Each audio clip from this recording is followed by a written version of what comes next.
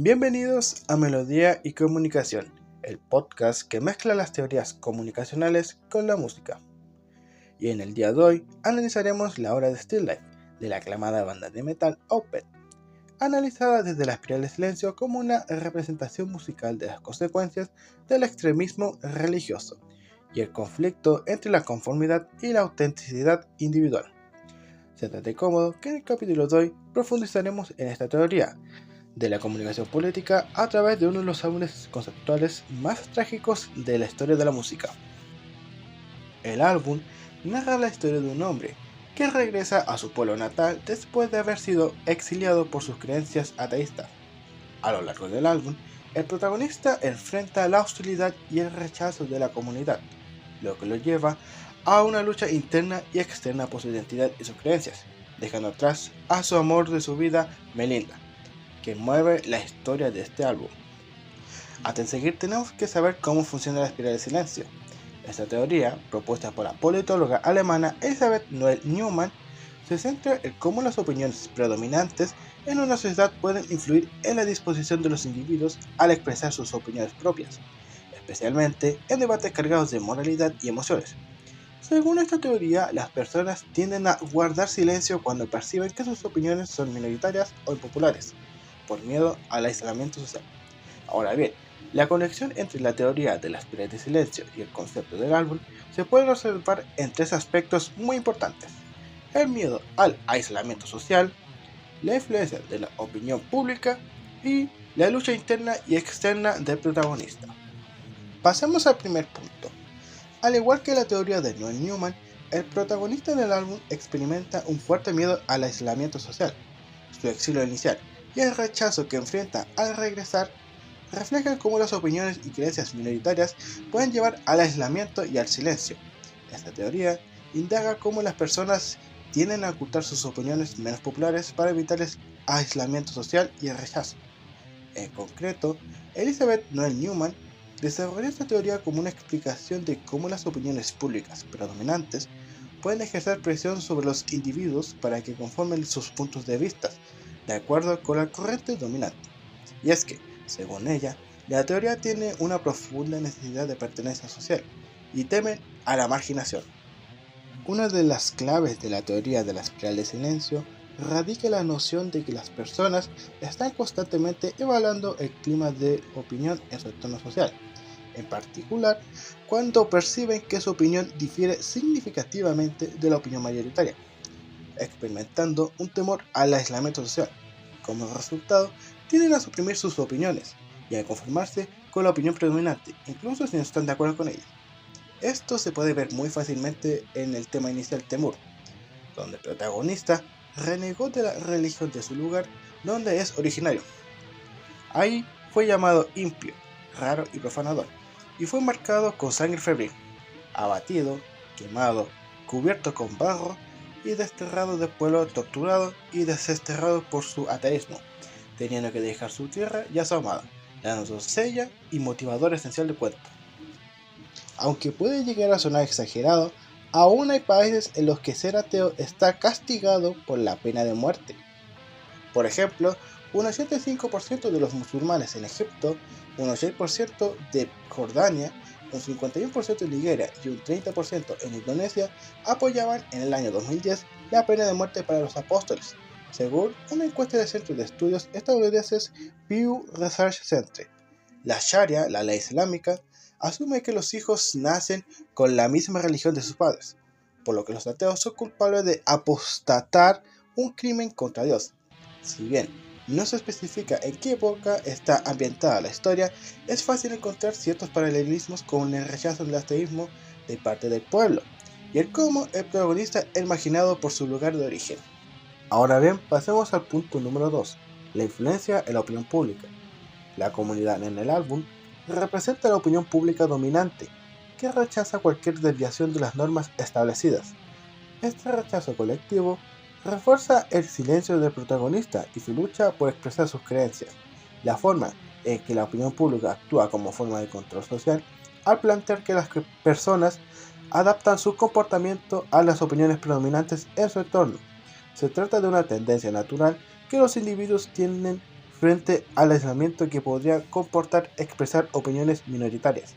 La espiral se dibuja a medida que las opiniones minoritarias se silencian y las consideradas mayoritarias aumentan y se vuelven dominantes.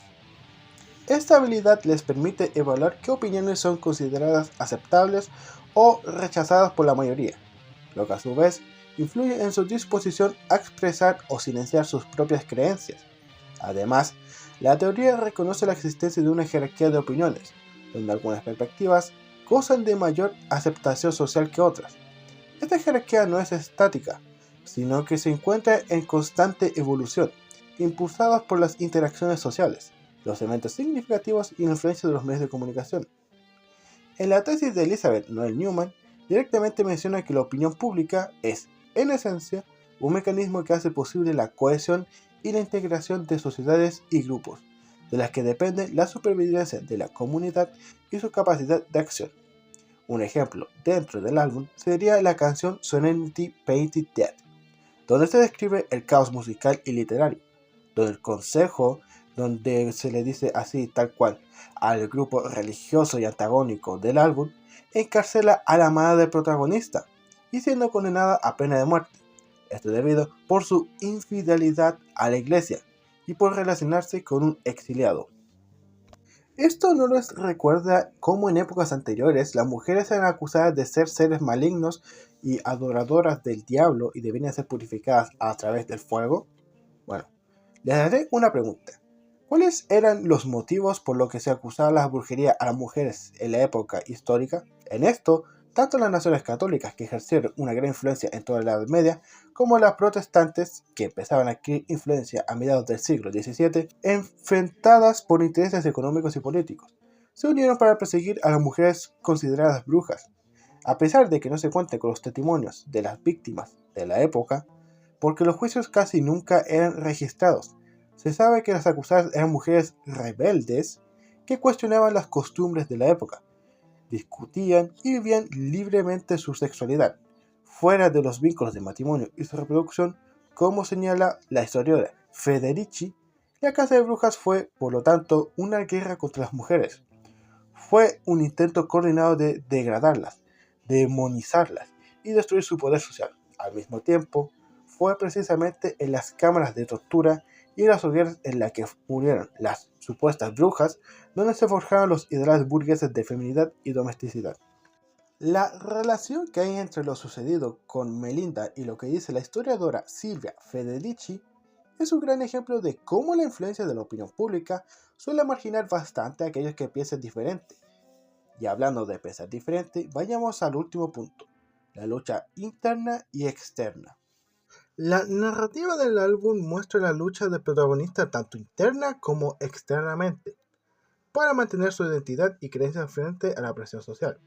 Esta lucha es un reflejo de cómo las personas pueden sentirse obligadas a conformarse o a silenciarse para evitar el rechazo social, tal como lo describe la teoría de la espiral de silencio.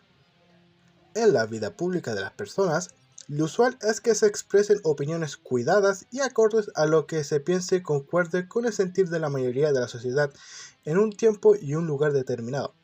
A mayor intimidad, el ser humano tiende a mostrarse más auténtico y a decir lo que realmente guarda en su interior.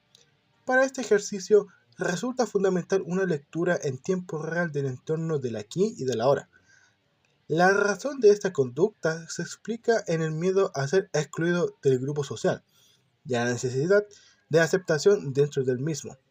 En varias ocasiones, el álbum refuerza la idea del protagonista de mantener sus ideas firmes en contra de la religión y hace lo posible para escapar con su amada del pueblo, incluso aceptando su ejecución en la parte final de la obra con el objetivo de reunirse con su amada en el más allá.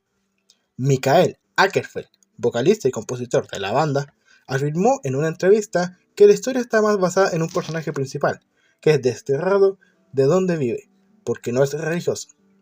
Básicamente es separado del amor de su vida. Como tal, el motivante del protagonista es simplemente recuperar a su amada, antes de que el consejo se le arrebate.